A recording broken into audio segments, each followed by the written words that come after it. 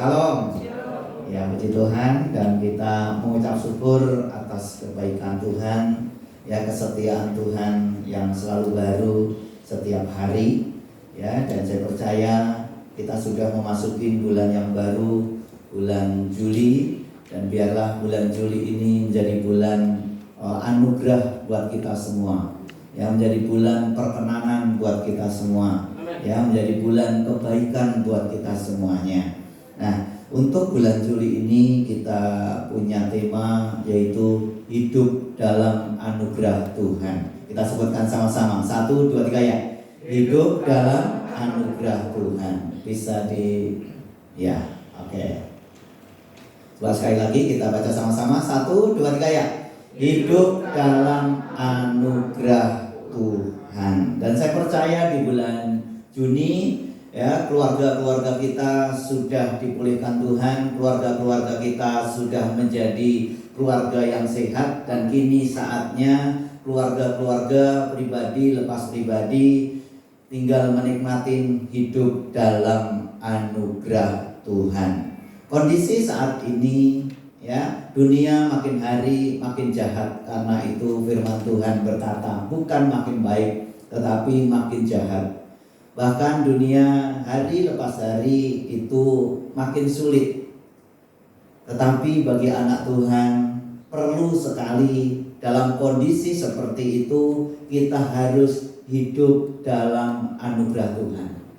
Karena tanpa kita hidup dalam anugerah Tuhan, maka kita tidak mampu menjalani hari lepas hari. Ya, kita tidak mampu menjalani tahun demi tahun yang ada.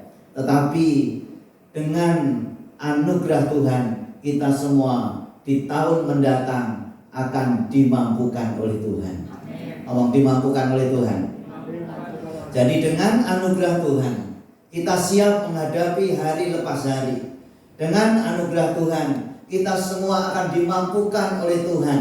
Ya, dengan anugerah Tuhan, kita mendapat kemurahan Tuhan. Dengan anugerah Tuhan, kita hidup dalam kemenangan. Tepuk tangan buat Tuhan Yesus, haleluya. Dan itulah yang menjadi kerinduan kita, gereja Tuhan, supaya setiap kita hidup dalam anugerah Tuhan. Anugerah adalah artinya itu, ya, artinya adalah pemberian Allah kepada manusia, padahal manusia tidak pantas untuk menerimanya. Jadi anugerah itu atau kasih karunia itu adalah pemberian yang dari Allah, yang sebenarnya yang diberi itu tidak pantas untuk menerimanya. Dan yang diberi itu sebetulnya tidak pantas diberi. Tetapi karena anugerahnya walaupun gak pantas, tetapi kita diberi, itu namanya anugerah Tuhan. Nah, kata Yunaninya, bahasa aslinya itu karis. Ya, karis itu anak saya, namanya karis. Ya, dulu karis itu mau dinamai given. Ya, given itu kenapa given? Akhirnya saya tanya kepada mamanya, given itu adalah pemberian. Ya, pemberian yang terbaik maksudnya. Waktu itu dinamai given. Tapi ada seorang hamba Tuhan datang dan dikatakan, jangan dinamain given. Ya, given itu gak baik katanya waktu itu. Namain saja Gideon. Wah, kalau Gideon kan gak kurus begitu. Ya, dan akhirnya apa? Kita berdoa lagi Tuhan. Ini dalam sekejap, karena orang komplek itu sudah tahu namanya itu given. Semua sudah manggil given karena baru lahir. Oh, namanya given. Nah, singkat cerita, karena ada hamba Tuhan yang lebih senior dia datang, dia katakan, oh jangan given. Akhirnya singkat cerita, saya sama Bu Tuti berdoa. Jadi nama itu benar-benar kasih karunia. Karena apa, dadakan. Waktu kita berdoa, akhirnya muncul di hati, ya, namanya karis. Ternyata sama, given sama karis itu sama, pemberian. Tepuk tangan buat Tuhan Yesus, haleluya. Pemberian yang terbaik walaupun sebetulnya kita tidak layak untuk menerimanya. Ya, karis itu adalah pemberian atau hadiah yang terbaik atau kasih karunia. Ya, kasih karunia atau anugerah itu sama, atau kemurahan hati. Dan pastikan kita semua yang di tempat ini mengalami karis, kemurahan hati, kebaikan hati daripada Tuhan. Kebaikan hati daripada Tuhan. Ya, dan biarlah hari demi hari kita mengalami kemurahan, kebaikan hati. Kalau kita mengalami kebaikan hati bukan berarti tanpa tantangan, tanpa persoalan, ada semuanya. Tantangan ada, persoalan ada. Tetapi kalau kita mengalami kebaikan Tuhan, anugerah akan turun atas kita. Ya. Lanjutnya, firman Tuhan berkata, Efesus 2 ayat 8. Kita baca sama-sama. 1, 2, 3 ya.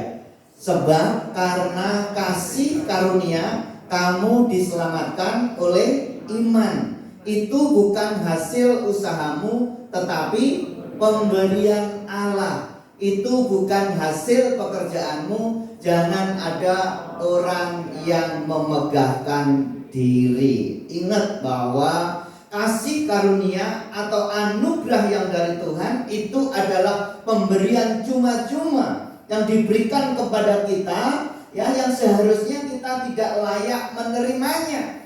Jadi firman Tuhan dikatakan karena kasih karunia kamu diselamatkan oleh iman, hanya karena percaya. Itu bukan hasil usahamu, bukan karena kehebatanmu, bukan karena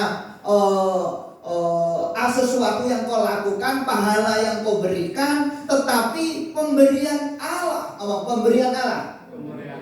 Jadi ingat hari ini semua yang kita dapatkan, semua yang kita miliki itu semua adalah pemberian Allah. Pemberian Allah. Oleh sebab itu kalau kita menyadari itu pemberian Allah, jangan ada satu orang pun yang memegahkan diri, menyombongkan diri dengan apa yang ada. Karena dengan apa yang ada, yang kita miliki saat ini, semua adalah karena anugerah Tuhan. Gak boleh ada orang yang sombong. Anak-anak Tuhan di tempat ini gak boleh ada yang memegahkan diri, merasa dirinya yang paling lebih satu dengan yang lain, merasa yang paling pinter, merasa yang paling ganteng, merasa yang paling cantik, merasa yang paling semuanya yang dimiliki. Tetapi kita harus menyadari semua yang kita miliki adalah pemberian dan anugerah dari Tuhan. Kalau kita menyadari seperti itu, saya percaya tidak ada satupun yang menyombongkan diri.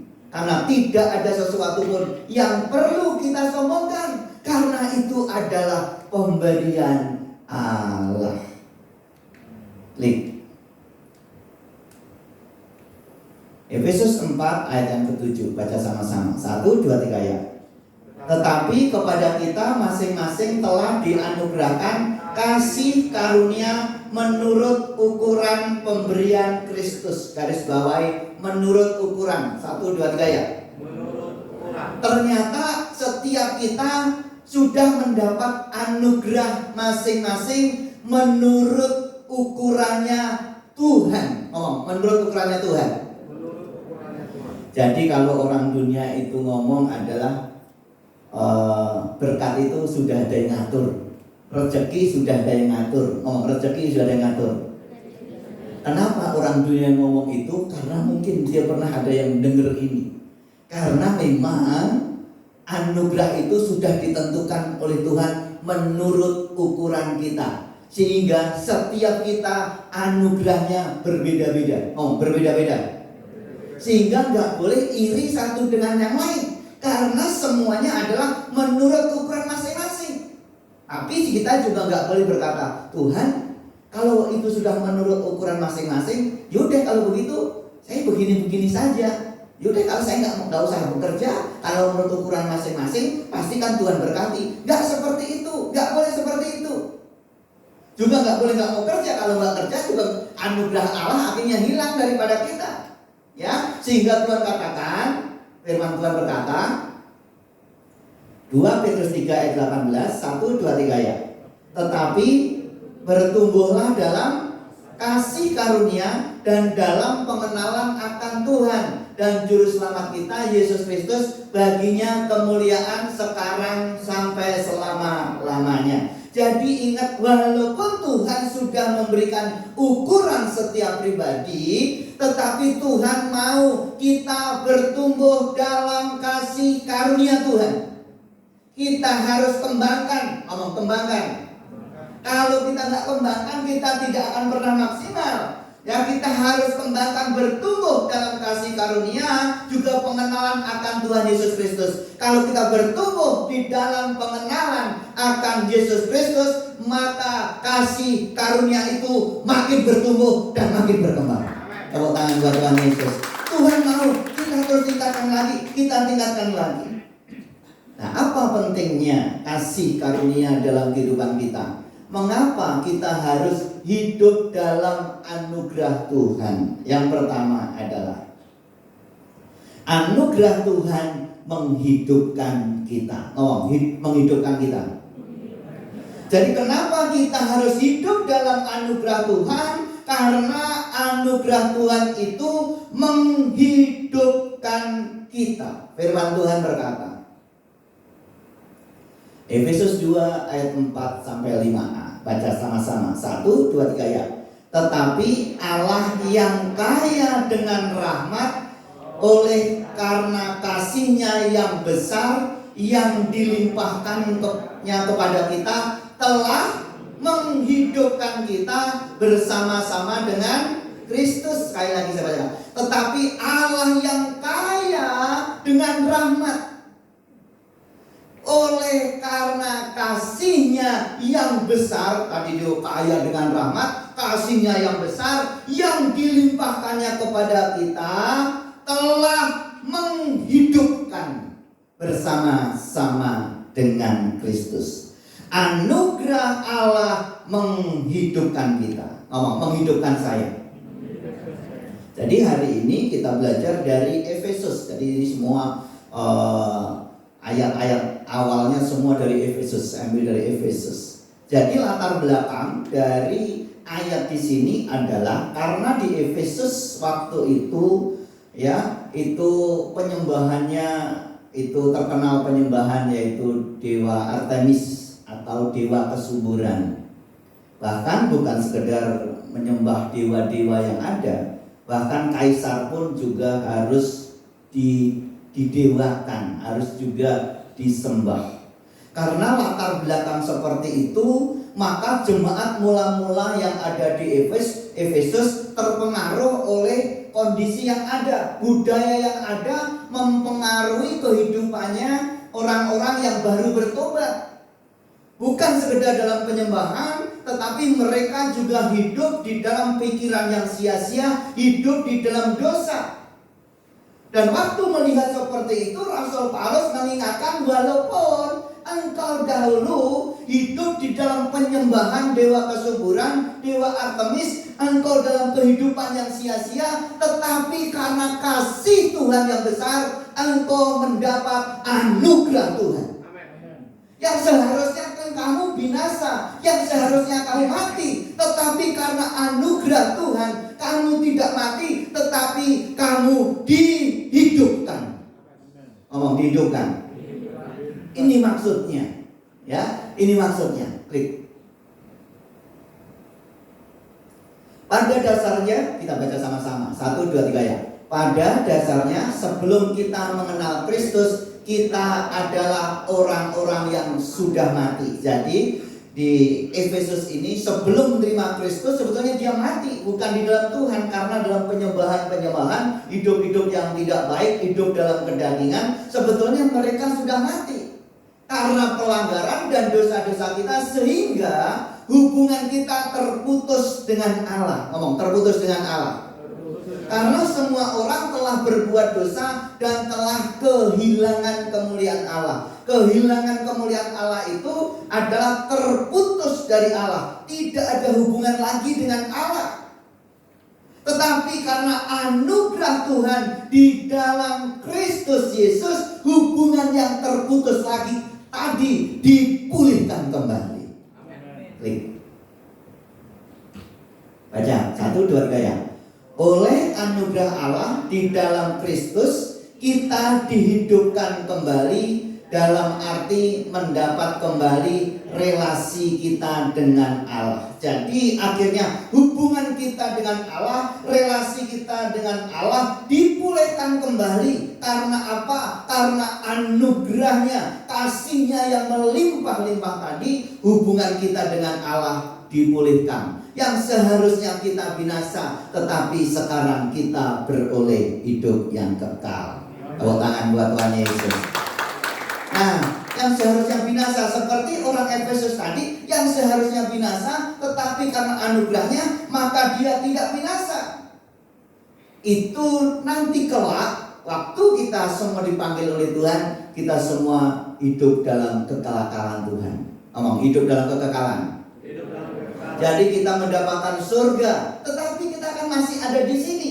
Kalau kita masih ada di sini, apa yang dihidupkan oleh Tuhan? Apa yang dihidupkan oleh Tuhan? Kasih karunia yang bagaimana yang menghidupkan itu? Yesaya 57 ayat 15b. Kita baca sama-sama. 1, 2, 3 ya.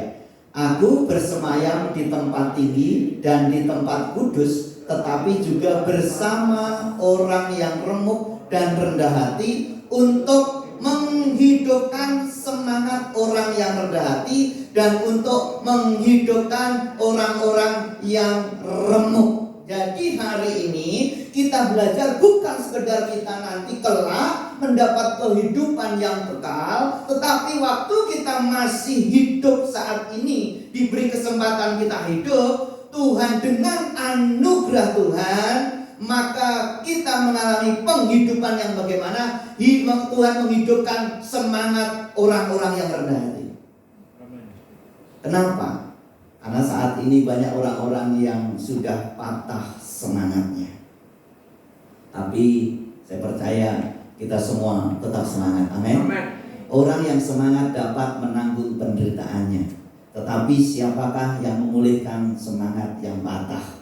Ya, kenapa? Akhirnya Yesaya pun juga menyampaikan ini. Jadi Tuhan pun juga mau menghidupkan orang-orang yang sudah patah semangatnya, sudah tidak punya gairah lagi di dalam hidup, merasa dirinya sendiri, merasa dirinya sepi. Tetapi hari ini Tuhan memberikan semangat yang baru. Omong semangat yang baru.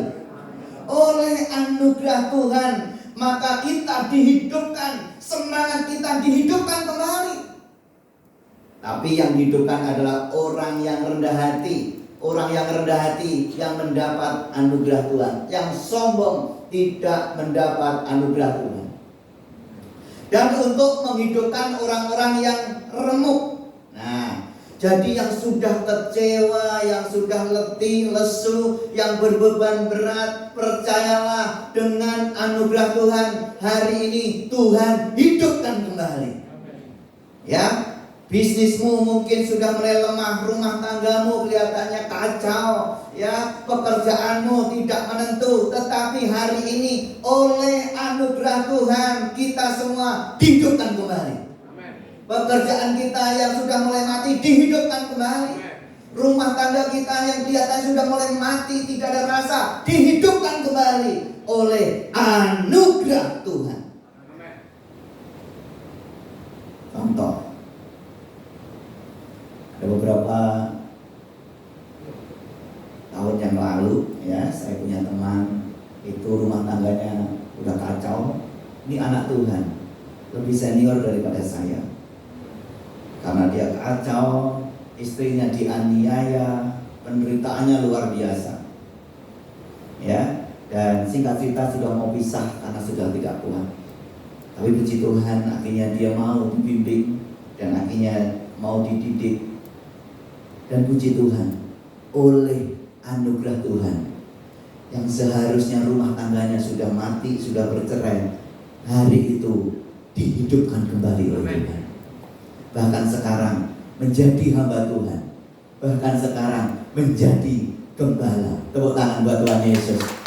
Tanpa anugerah Tuhan sudah habis. Tetapi oleh karena anugerah Tuhan, hari ini kondisi apapun yang sudah mati, Tuhan siap hidupkan kembali. Amin. Tanpa anugerah Tuhan nggak bisa. Baca sama-sama. 1, 2, 3 ya. Oleh anugerahnya Allah bisa membuat hati yang hancur luluh menjadi hati yang bersukacita dan semangat kembali.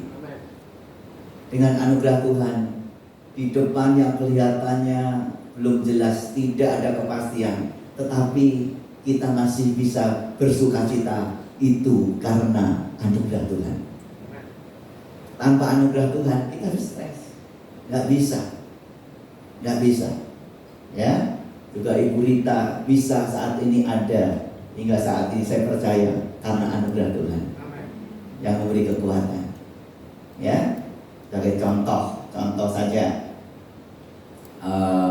Ibu Susan maju.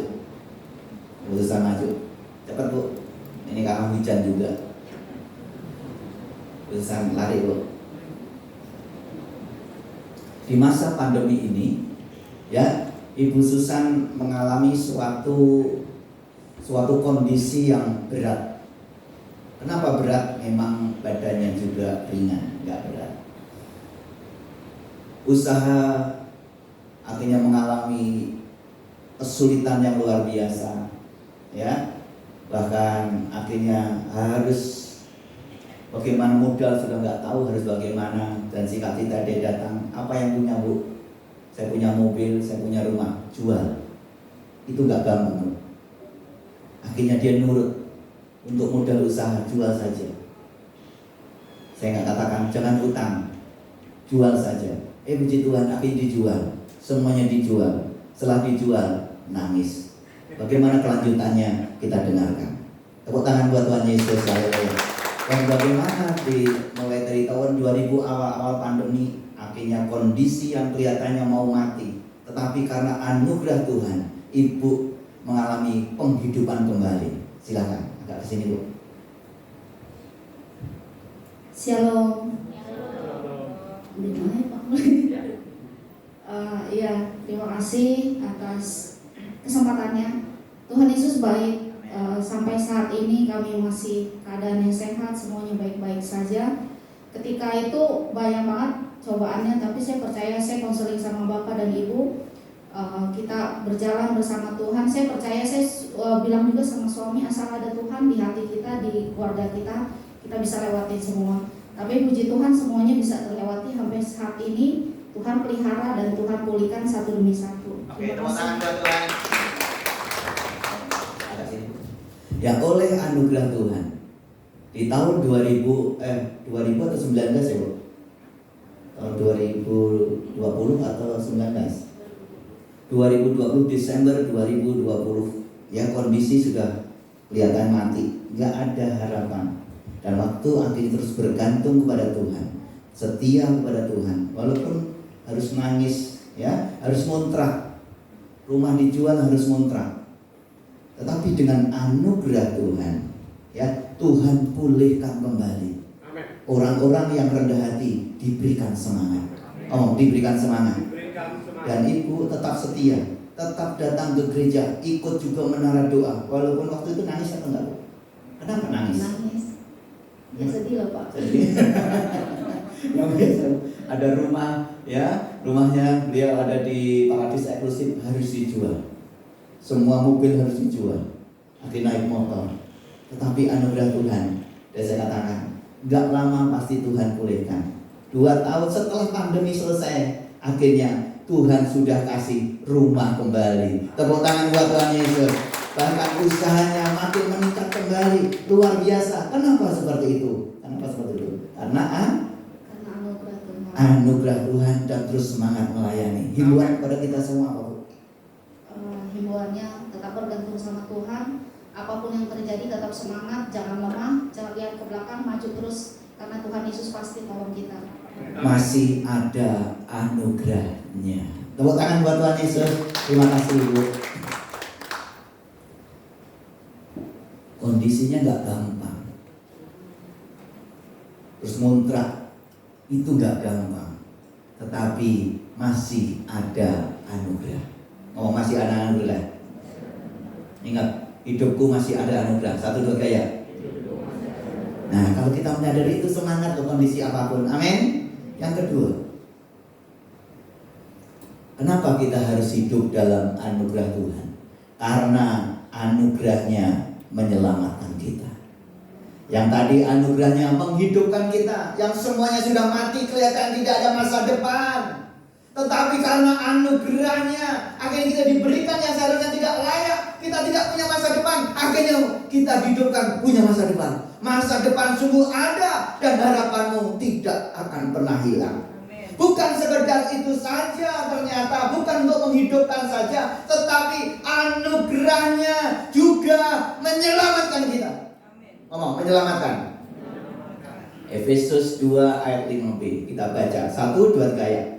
Sekalipun kita telah mati oleh kesalahan-kesalahan kita, oleh kasih karunia kamu diselamatkan. Ya, jemaat Efesus yang seharusnya dia udah binasa, tetapi oleh karena kasih karunia kamu diselamatkan, yang seharusnya kamu tidak selamat. Bukan sekedar dihidupkan kembali semangatmu, tetapi engkau juga mendapatkan keselamatan. Baca 1, 2, 3. Sebenarnya kita sedang menantikan hukuman kekal, murka Allah yang menyala-nyala atas dosa. Tetapi syukur kepada Allah, oleh anugerahnya kita diluputkan dari hukuman kekal. Amin. Jadi yang seharusnya mati, tetapi kita diselamatkan hanya oleh kasih karunia, hanya oleh anugerah, bukan karena pekerjaan yang baik kita, bukan karena amal ibadah kita, bukan karena orang lain, tetapi hanya karena iman, percaya, dan anugerah Tuhan kita diselamatkan. Amin. Ternyata bukan sekedar kita diselamatkan dalam kematian yang kekal, tetapi hari ini juga kita yang masih hidup, kita akan diselamatkan dari setiap aspek kehidupan kita. Klik.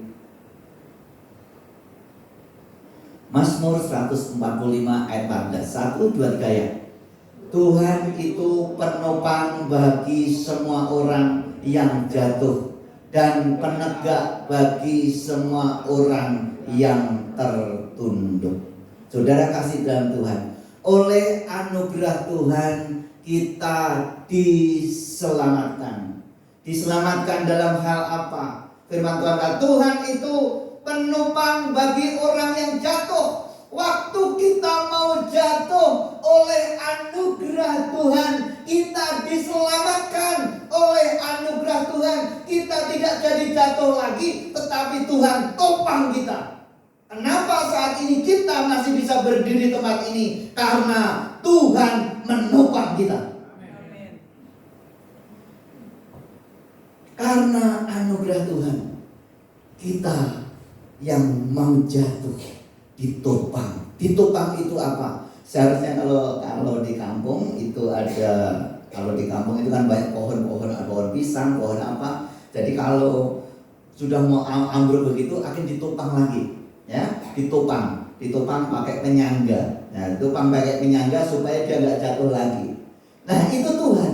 Oleh anugerah Tuhan juga sama seperti itu. Oleh anugerah Tuhan yang seharusnya kita sudah jatuh, tetapi kita ditopang kembali, kita disangga kembali. Untuk apa? Supaya kita berdiri tegak. Oh, berdiri tegak. Dan saya percaya hari ini bagi kita yang jatuh, tetaplah setia, karena anugerahnya akan menyelamatkan kita. Anugerahnya akan menopang kita dan penegak bagi semua orang yang tertunduk. Maksudnya sudah tidak ada harapan lagi, sudah tertunduk lesu seperti Daud. Daud ini banyak pengalaman hidupnya, tetapi Daud banyak mengalami anugerah Tuhan. Ya, dia tidak diperhitungkan oleh keluarganya. Waktu masih kecil dia disia-siakan. Bahkan kalau sesuai dengan firman Tuhan, dikatakan di Mazmur, walaupun ayah dan ibuku tidak memedulikan aku. Itu berarti dia sudah disepelekan. Ya, waktu Samuel datang, yang lain diajak untuk pesta bersama untuk pengorbanan, dia nggak diajak. Hanya terakhir aja, apakah masih ada? Baru. Waktu akhirnya di Saul, dia pun juga mengalami tekanan, bukannya sesuatu yang baik, dia bahkan mau dibunuh. Anaknya pun juga memberontak kepada dia. Kondisinya Daud pun juga mengalami sesuatu yang dia tidak sanggup, pengen jatuh, tetapi Daud pun mengatakan, walaupun aku terjatuh tetapi tidak sampai tergeletak karena Tuhan menopang aku. Hari ini juga buat kita semua, oleh anugerahnya Tuhan, jangan sampai kita mulai lemah, jangan sampai kita bersungut-sungut, jangan sampai kita mulai, Tuhan saya itu begini. Ingat, anugerah Tuhan masih ada. Engkau pasti ditopang oleh Tuhan. Ngomong ditopang. Ya. Terus firman Tuhan berkata, baca sama-sama, 1, 2, 3 ya. Oleh anugerahnya usaha, pekerjaan, keuangan, keluarga yang hancur dipulihkan dan diselamatkan kembali. Tepuk tangan buat Tuhan Yesus. Percayalah, hari ini tentang keuanganmu pasti diselamatkan oleh Tuhan. Karena anugerahnya. Karena anugerahnya pemulihan pasti terjadi. Oke, yang ketiga, kenapa kita harus hidup dalam anugerah Tuhan? Karena anugerahnya memberi kebaikan bagi kita. Ngomong, memberi kebaikan bagi kita. Firman Tuhan berkata, Efesus 2 ayat 10, 1, 2, 3 ya. Karena kita ini buatan Allah, diciptakan dalam Kristus Yesus untuk melakukan pekerjaan baik yang dipersiapkan Allah sebelumnya. Ia mau supaya kita hidup di dalamnya. Garis bawahi, pekerjaan baik. Ngomong, pekerjaan baik. Ingat ya, supaya kita semangat hari ini dan anugerah Allah ada pada kita. Firman Tuhan katakan, karena kita ini buatan Allah, diciptakan di dalam Kristus Yesus untuk melakukan pekerjaan yang baik. Kita diciptakan bukan untuk melakukan pekerjaan yang sia-sia, bukan untuk melakukan pekerjaan yang buruk, tetapi kita diciptakan untuk melakukan pekerjaan yang baik yang dipersiapkan Allah sebelumnya. Ia mau supaya kita hidup di dalamnya. Kenapa kita hidup di dalamnya? Supaya kita terus mendapat kebaikan Tuhan. Oleh anugerah Tuhan, Tuhan terus memberikan kebaikan buat kita semuanya. Tepuk tangan buat Tuhan Yesus. Haleluya. Hebat kalau gitu. Walaupun kondisi tidak baik, Tuhan tetap baik. Walaupun kondisi yang tidak baik, di dalam ketidakbaikan itu Tuhan punya rencana yang baik buat kita semua. Wah, kalau kita tahu begitu, semangat loh. Ya, walaupun di luar sana kelihatannya nggak baik, Tuhan pasti tetap baik. Oleh anugerahnya Tuhan, Tuhan memberi kebaikan bagi kita. Kita baca Mazmur 31 ayat 20. 1, 2, 3 ya. Alangkah limpahnya kebaikanmu yang telah kau simpan bagi orang yang takut akan engkau, yang telah kau lakukan bagi orang yang berlindung kepadamu di hadapan manusia. Dalam kondisi yang seperti itu juga Daud yang mengalami hinaan, tekanan, juga aniaya, bahkan juga mau dibunuh. Kondisi yang tidak baik, akhirnya Daud pun juga berkata, alangkah limpahnya kebaikanmu yang telah kau simpan bagi orang yang takut akan Dia. Kebaikan Tuhan akan diberikan hanya kepada orang yang takut akan Tuhan. Pada orang yang berlindung, hanya pada orang yang berlindung yang berharap kepada Tuhan, maka mereka mendapat kebaikan Tuhan. Amin. Baca 1, 2, 3. Oleh anugerahnya kita mengalami kebaikan Tuhan, walaupun dalam situasi yang buruk. Sekali lagi, yang semangat. 1, 2, 3 ya. Oleh anugerahnya kita mengalami kebaikan Tuhan walaupun dalam situasi yang buruk. Wah, saya hidup pun juga karena anugerah Tuhan. Sebelum saya dipanggil menjadi hamba Tuhan, ya, saya itu bekerja. Pekerjaan saya itu awal saya bekerja sebagai office boy. Dan waktu jadi office boy kelihatannya tidak ada masa depan. Kelihatannya madesu, masa depan suram. Kalau ditanya orang di bis, kan dulu sering naik bis, Pak kerja di mana, jadi apa? Susah menjawabnya. Saya mau jawab office boy itu kelihatannya berat sekali. Tetapi karena anugerah Tuhan, saya mengalami kebaikan. Bukan karena kepintaran, bukan karena kehebatan, tetapi karena anugerah Tuhan, saya mendapat kebaikan. Ada juga orang ngomong begini, kemarin pulang kampung, saya datang ke teman-teman, sudah kurang lebih 32 tahun gak ketemu. Ya, saya ketemu dan saya kumpul, ya, saya datang, akhirnya kita kumpul sebentar. Dia ngomong begini, yang anak satu itu ngomong begini, yang orang Blitar kota. Saya tuh heran sama kamu berdua. Kamu itu orangnya kecil, orangnya sederhana, orang kampung lagi. Mereka kan merasa orang kota. Tapi kenapa hanya kamu yang berdua yang berhasil? Kenapa kok saya sama teman-teman ini kok enggak? Itu karena anugerah Tuhan. Amin. Ada juga orang begini, ini bukan ke saya, secara umum. Kenapa yang dulu dia tuh nggak pinter, tetapi kenapa yang bodoh ini dan di sekolah yang bodoh, tapi kenapa kok dia berhasil? Saya percaya itu karena anugerah Tuhan. Bukan berarti kita harus bodoh, tidak, harus pinter, semua harus pinter. Contoh, saya panggil Ibu Derma. Tepuk tangan buat Tuhan Yesus. Mana Ibu Derma? Ada? Oh iya, ada. Cepat, maju. Tepuk tangan buat Tuhan Yesus. Haleluya. Bagaimana Ibu Derma ini? Derma, ngomong Derma. Derma itu dermawan. Derma itu suka memberi. Dan bagaimana Ibu Derma ini yang sesuai dengan namanya mendapat kebaikan Tuhan. Karena anugerahnya Ibu Derma mendapat kebaikan Tuhan. Ibu Derma ini bekerja, agak singgung, bekerja sebagai administrasi di salah satu sekolah. Dan Ibu Derma ini gajinya di bawah UMR. Ngomong di bawah UMR. Di bawah UMR, kelihatannya nggak cukup, tetapi karena anugerah Tuhan, Ibu Derma mendapat kebaikan. Amin. Ngomong mendapat kebaikan. Mendapat kebaikan. Kalau sekarang kebaikan apa yang Tuhan terima dalam minggu-minggu ini? Dan saya melihat Ibu Derma ini nggak pernah kekurangan, mau susu, mau beras, minyak, selalu ada. Itu gimana caranya? Silakan Bu.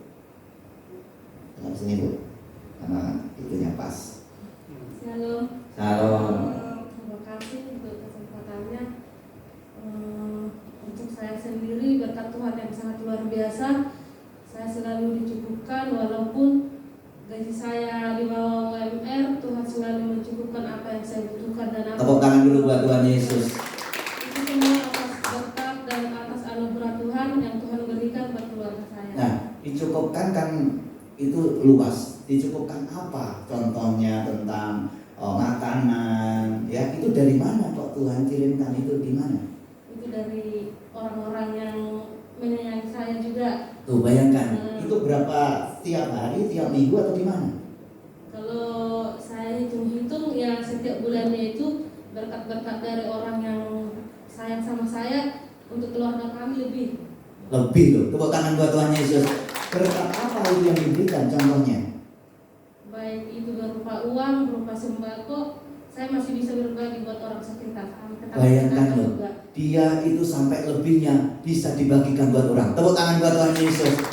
Berupa uang mendapat kebaikan. Ngomong, oleh anugerah Tuhan saya mendapat kebaikan. 1, 2, 3. Ini sampai sekarang loh, UMR tapi masih bisa berbagi. Gimana caranya? Dapat kebaikan terus. Akhirnya dapat beras. Dapat beras juga. Berapa?